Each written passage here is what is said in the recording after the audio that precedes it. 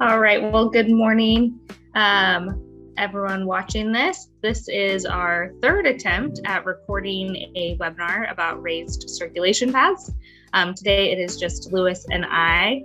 We're hoping to have no more tech glitches and be able to get the recording out to everyone who joined us for one of the first two live webinars of this presentation.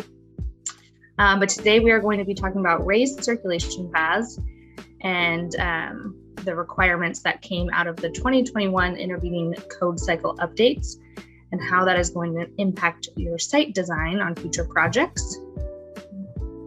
So before we get started, we just wanted to give you a little background if this is your first time joining us or hearing about us, a little background about our company so that you can trust the information that we are giving to you today. So we are LRS Architecture. Lewis, who will be our presenter today, is a licensed California architect and a certified access specialist. He has focused his practice on consulting with architects, businesses, facility managers, and real estate professionals to improve accessibility in the built environment. He also serves on the Access Code Collaborative and is a certified, or is on the board of directors for the Certified Access Specialist Institute. And we live and breathe accessibility here in our office. We partner with you to create a better built environment.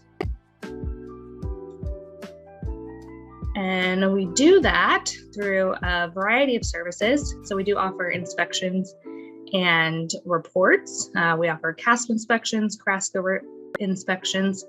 We've really tailored our inspection process and reporting process to different tiers of business. So whether you're a small business or a multi-site corporation, we have different packages that we can offer to you to help you understand your accessibility requirements on a project or on a large scale for creating transition plans. We also do plan review and construction review. And then our favorite is project consulting. We love to get involved during the initial stages of a project and work with you through all of your planning and all of your design, help answer any questions, help mitigate issues with the building department, make sure that your project is designed and built correctly. So that's just a little bit of background about us. We're always happy to answer questions and act as a resource for you as well. We have our blog at cadisabilityaccess.com/blog, where we publish updates periodically, especially if there's new code changes that you need to be aware of. And then we also offer webinars like this. You can join our mailing list at that same link, cadisabilityaccess.com/blog, to be notified at any time that we're offering a free webinar. And most of those qualify for continuing education credits for architects. So for today's agenda, we are going to do a brief introduction about the new circulation path requirements. We're going to talk about how they came to be, what the requirements are, and then we're going to talk about each of the exceptions that are provided for in the CBC. Then we will be talking about some design solutions and some different ways to think about how you can incorporate this new requirement into your designs. And then we will also be talking about existing circulation path examples, going through some real life pictures. We won't be doing questions today because it's just the two of us, but we had some great questions in the previous two webinars that we hosted about raised circulation paths. And so we have incorporated those kind of into the presentation already. And now I will hand it over to Lewis. So a little bit of background on why this seminar came about. One of my roles is on the Access Code Collaborative, and this was a discussion item for several years, actually, the redoing of clarifying where detectable warning is supposed to be. So during that process that DSA went through, where they actually had a subcommittee that met many times and met with the community and got a lot of community input about detectable warning. and the solutions that are provided. There's actually a bunch of code changes where it's clarified exactly where detectable warnings should go and where detectable warnings shouldn't go. And one of the items that came about in that process was to create raised circulation paths. And the raised circulation path is not only the accessible route, but it's actually any circulation path that adjoins a vehicular way. So like the one on the screen here, you can see that that's a raised circulation path. It separates itself from the parking lot by landscaping, but is definitely raised from the drive aisle that's on the right-hand side. So really, it came about as kind of a site planning for the visually impaired, not just where detectable warning goes. Like I talked about, there's a lot of code sections that have been updated that clarifies on curb ramps and on islands and on blended transitions where detectable warning should be. It also, if you look at access aisles and parking lots, it clearly defines that they shouldn't be there. They shouldn't be in front of doors. There's a lot of related code sections where they took out or where it's commented that detectable warning should not be located. So all those new detectable warnings in the codes need to be looked at so that you can see where all of that information is. But today we wanted to really focus on this raised circulation path, and primarily because it's really kind of a small line item in the building code, yet I think it will have huge impacts especially in the preliminary design phase on site planning issues of having to have everything as a raised circulation path. So just to review some of the definitions, a circulation path as defined in the CBC is an exterior or interior way of passage provided for pedestrian travel, including but not limited to walks, sidewalks, hallways, courtyards, elevators, platform lifts, ramps, stairways, and landings. Now in the intervening cycle, it was sidewalks that were added. And the difference between a sidewalk and a walkway, a sidewalk really is only defined as a walkway that's adjacent to a roadway. That's a sidewalk. Everything else is a walkway. So what we're looking at here would be a walkway. It's just adjacent to a drive aisle. At the end of it, there's a sidewalk adjacent to that public street, and that would be considered a sidewalk. So new in the 2021 is a section 11B250. And 11B250, so it defines what a circulation path is. Actually, it scopes what the circulation path is. So circulation paths contiguous to vehicular traffic shall be physically separated from vehicular traffic. Vehicular traffic includes travel through parking lots, into and out of parking spaces, into vehicle charging spaces, and along roadways, driveways, and drive aisles. Physical separation shall be provided with a circulation path raised 4 inches minimum above the area where vehicular traffic occurs. So on the right-hand side, you can see a photograph. This is a building we had surveyed where you can see that the circulation path is adjacent to the parking spaces, and there were some curbs provided, not all. Under the new code, this would all need to be a raised circulation path. Now there are exceptions, which we'll talk about here in a second, for existing conditions. But that would be, if you were designing this new, that would all have to be a raised circulation path, not separated by just a curb.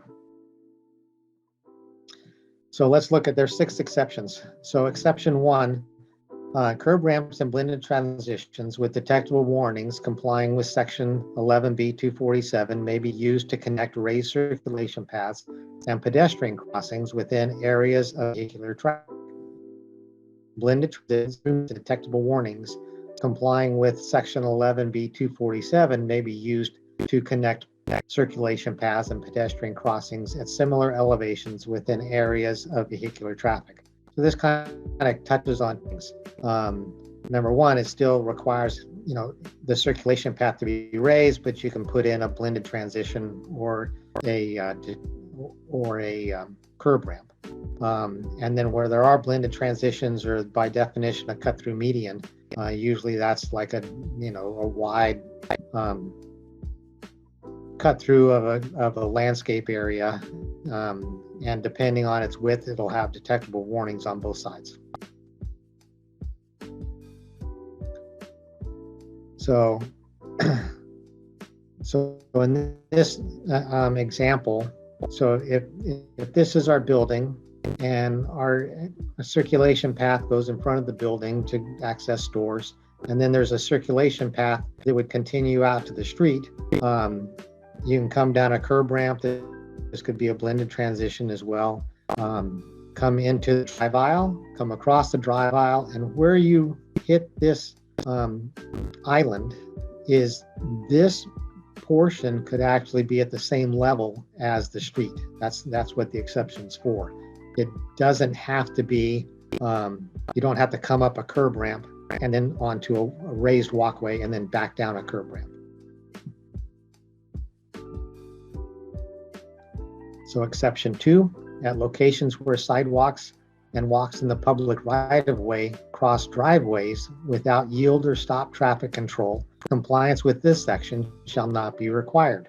So the exception here is where this sidewalk continues across a drive aisle. Because this drive aisle does not have stop signs, it does not need to have detectable warning. So, and it doesn't need to be raised, obviously, because then you couldn't drive across it. But it also doesn't need to have detectable warning. And the purpose for clarifying this is that if you're a driver and crossing this sidewalk, then under the vehicle code, you're actually required to be looking out for pedestrians.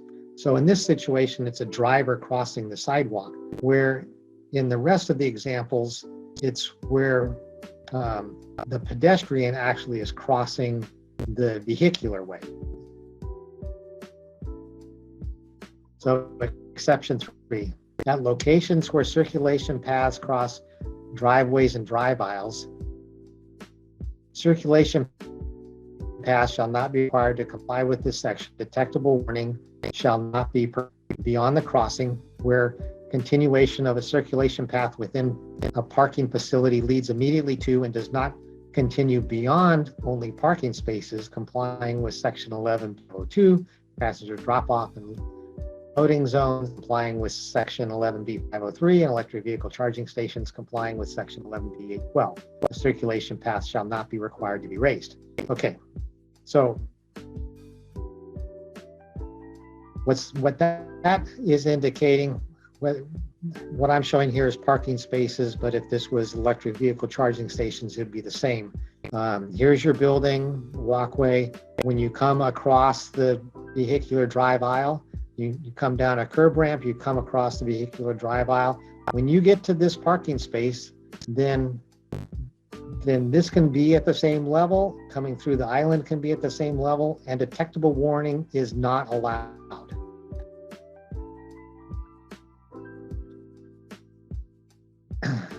So similar here, you come down the curb ramp across the drive aisle, all of this can be at the same level.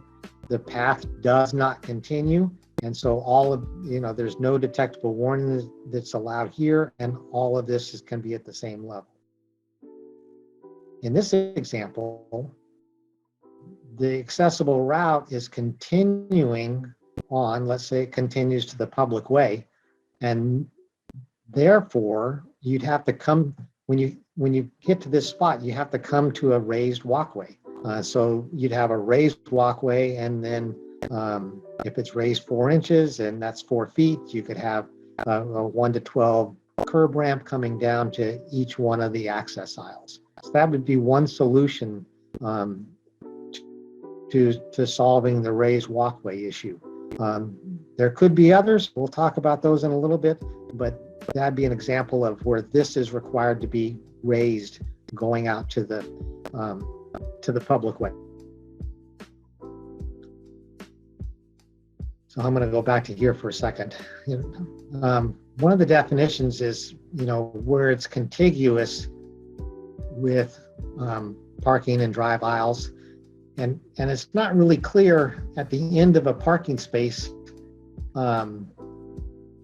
of what the separation needs to be or what that definition of contiguous is. Because right in here, I'm showing kind of a 4-foot wide planter area, which would actually separate it in such a way that this could actually be all at the same level, because now you don't have, you're not contiguous to that parking space.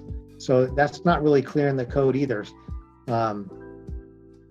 So even though the code's gone to try and help clarify where detectable warning needs to be and how this raised circulation path is, I think this area still is going to create a lot of issues, because here again, if the parking space is 18 feet long and stops at this detectable warning, and the walkway continues on through, why would this not be allowed? Because the walking surface is, if this is a 4-foot wide walkway with 3 feet of detectable warning on both sides, the walkway is not contiguous to the parking. Yes, the detectable warning is, but that's not the walkway. So this is going to create some issues coming down the road. I don't see this as, I see this as actually compliant with the code, although there's a lot of other people who disagree. Now, if that's the case, obviously down here I show kind of a curve coming across, but this could actually be down at the same level as the parking as well, mainly because it's separated by landscaping, or you could have a curb ramp here. The problem with putting a curb ramp here is when you're trying to give visual clues to somebody who's visually impaired, a curb ramp here would require detectable warning. And obviously when you come down here and you go across detectable warning, you're really not entering a hazardous vehicular area. So that creates some problems in and of itself.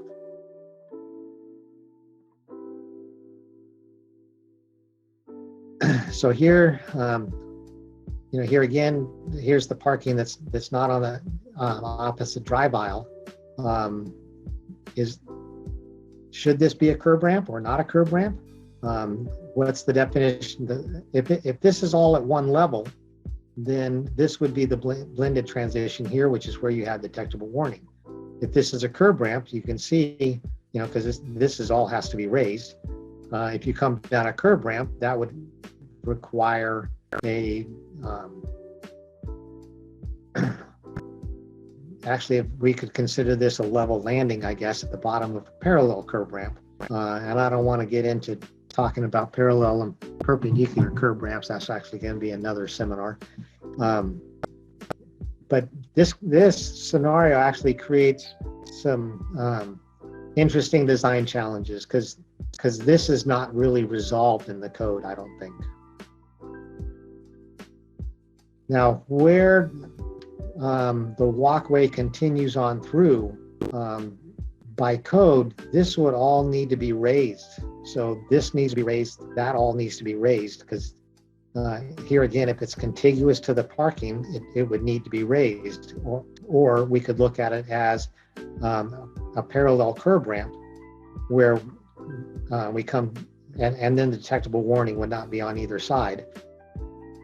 You come down, this is the level landing, and then you'd have access to the access aisles.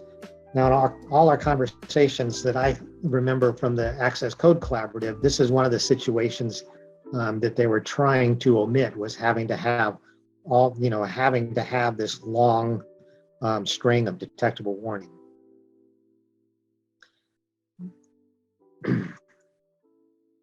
Okay, so exception 4.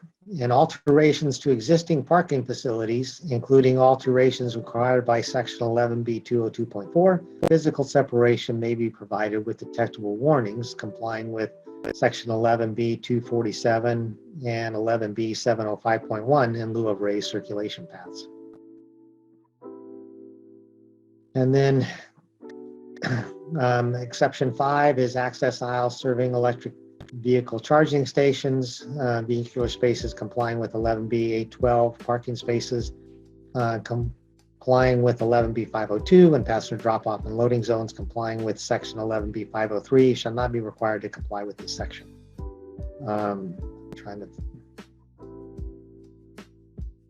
So access aisles don't need to be raised, which, if you look at other parts of the code, they're not allowed to be raised. So, and then at each electrical vehicle charging station complying with 11B812, where the charger and its controls are oriented toward the vehicle space it serves, and the charger's clear floor space or operable parts and point of sale devices are at the same elevation as the vehicle space, the accessible route complying with 11B812.5.2 shall not be required to comply with this section.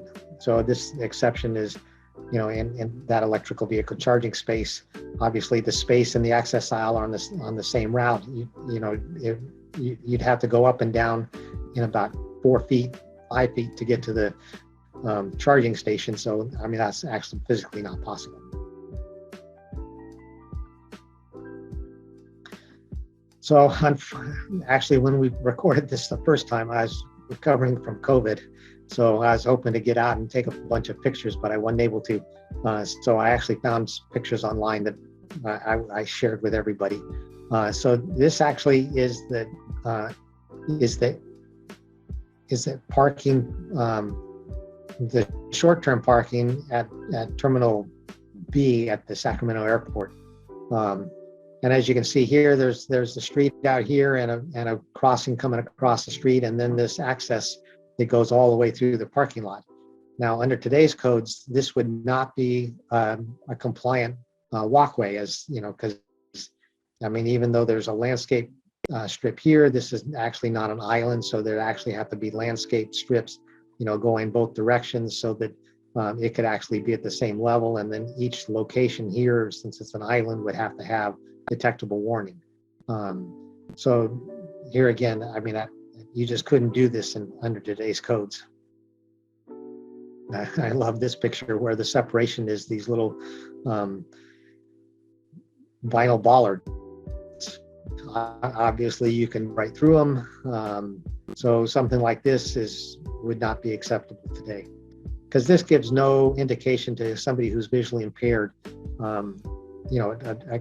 They can't put their cane down path of travel. So this is kind of a typical example of what we see in a lot of retail outlets. Targets and Walmarts and Costco's all have, this blended transition where the really the finished floor of the store and the walkway in front of it, this probably slopes at the maximum 2%, and then the asphalt and drive aisles essentially are all same level.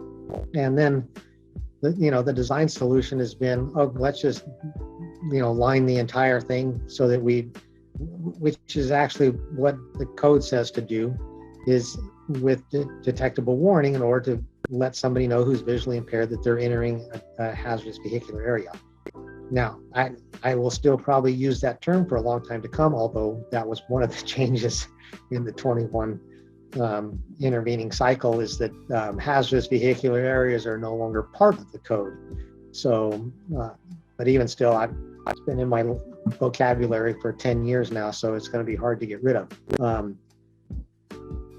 But that's what the code would require. Now, one of the interesting things is actually making it so if you are visually impaired, how can site planning help somebody who's visually impaired actually navigate, not just, tell them where the hazardous vehicular area is? Because you can see down here, there's actually marked in very dark blue, so it's really not contrasting with the asphalt, but there's some kind of marked crossing here. So let's say that this marked crossing actually leads to the accessible route that goes out to the public way. In this site planning scenario, there's no real indication to somebody who's visually impaired how they would actually get to that accessible route. They just know when they're not, when they'd be entering a vehicular area.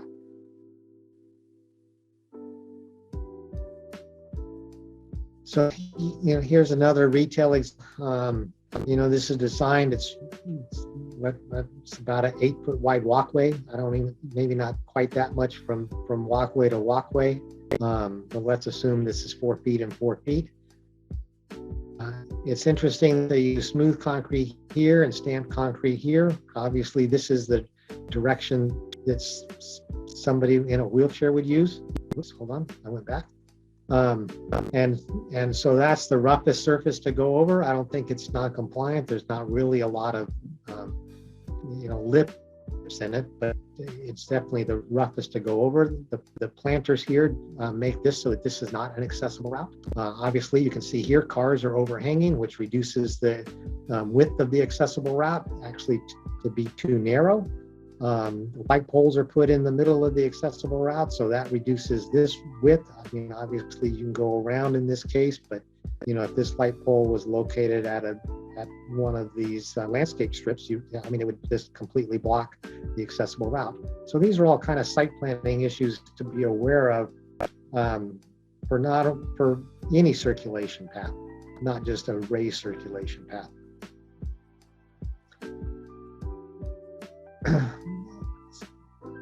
So like I said, under the new codes, this entire walkway here at the store level would be required to be raised. I'm going to assume that we're designing it as of January 1st, 2021, and which is not quite true.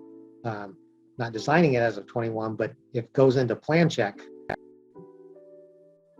to win in a plan check after July 2021, you would have to comply with 11B50. But this was I found this an interesting solution where they put detectable warning because this entire path right here is a blended transition, but detectable warning only occurs at where parking spaces would be, not quite all the way to the end of that parking space. And then they changed bollards to blue where the parking spaces are, but the bollards are black where the parking spaces aren't. Now, one of the things, if you're visually impaired, couple things, these two don't have enough contrast. So if you're visually impaired partially, you wouldn't see the visual contrast. If you're totally visually impaired, it doesn't make any difference anyway. So I'm not sure what the bollards are trying to indicate to anybody. And the other thing too is one of the people that I've been working with who's visually impaired, we were talking about bollards, and he was saying that, unless the bollards are like 16 to 18 inches apart, about shoulder width apart, which is about as far as the cane will go, you could walk right through the space between the bollards and never know the bollards existed. So bollards are there to block a vehicle from going into the building. The bollards are not there to give a visual clue to somebody who's visually impaired. This is at a parking garage, and parking garages, because it's a parking facility, still have to maintain the same, they'll have to comply with 11B250, where this will need to be a raised circulation path. So, obviously this is a parking space here, and then here's the elevators. So this area here is a circulation path. So where the detectable warning is, would actually have to be raised with the curb ramp. Now, what's interesting here, obviously, if they put in if this was an existing condition, then the detectable warning could be used as the separation. But here again, this looks like a marked pathway to me. So this walkway that's at the end of the parking space would also need to be raised or separated by detectable warning. Obviously, here's the fare machine, or to pay.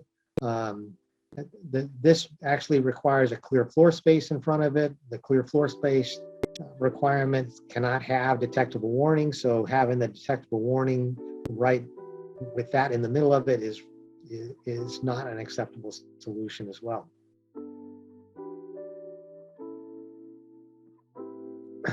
So when we recorded the seminar the first time, this building had just come across my desk. Since then, we've actually done the survey for it. And so it's a small building where this space down here, you can see here in the aerial view where the parking space is actually at the far end of the parking lot. Truly, and these are tenant doors all along this front. So in redesigning this, one of the things, our recommendation was to actually move the parking space so that it's down here, so that it's actually on the closest accessible route to all the tenants, not stuck in the back. And then this walkway here, even though it's wide enough, this area here where it comes down between the building and the landscaping, that would not have to be raised. So there's no design solution changes there. But in where this walkway here, this is not a curb. This is a blended transition between the parking and the walkway. So under the exceptions, you could do one of two things: either redesign it to have that a raised walkway, but you go into the buildings right here, so you can't raise this portion. So the really only solution is to put a 3-foot wide detectable warning strip across here, move the parking back, and the drive too small. So really the only solution is to kind of take up all the sidewalk, push it back a little bit, have this the start of the detectable warning right along here, and then 4 feet of walkway behind the detectable warning. Is really the only solution that's going to be possible. Or take this out, put the walkway along the face of the building with the doors opening right onto the walkway, and then a landscape strip separating the walkway from the parking lot.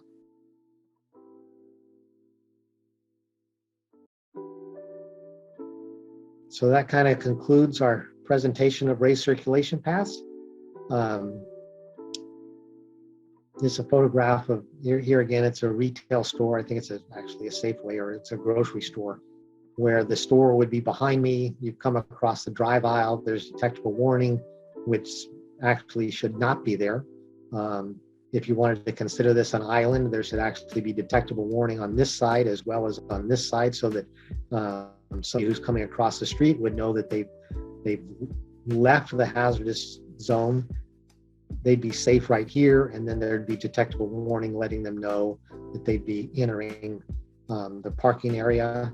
But as you can see, this accessible route continues on, and so therefore, under the new code requirements, this section of walkway would be required to be raised. So this is going to create some very interesting design challenges. Every situation is going to be unique. I wish I could give you okay, this is exactly what you need to do in every situation, but the code is going to does not allow that generalization to be done, unless you want to come in here and say, okay, this has got to be a 10 or 12 foot wide strip in between these two, and we've got landscaping here and a 4-foot walkway in the middle, and then 2 or 3 or 4 feet. There's no definition of how, it just says that this doesn't have to be contiguous. And so if it's, how wide's that separation? Is it 6 inches? Is it a foot? Is it 2 foot? What makes it so that would define that the parking is not contiguous to the walkway? But as it stands right now, this solution would actually not work under today's codes. If you need solutions to designing to what would work, we're here to help all the design professionals do that. Just give us a call. And that concludes our presentation for today. Erica, did you want to add anything else?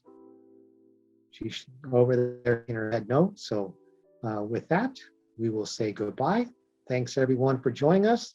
Sorry it took us so long to get through our technical difficulties of actually recording this video, but I hope it's helpful for everybody. We'll talk to y'all soon. Bye.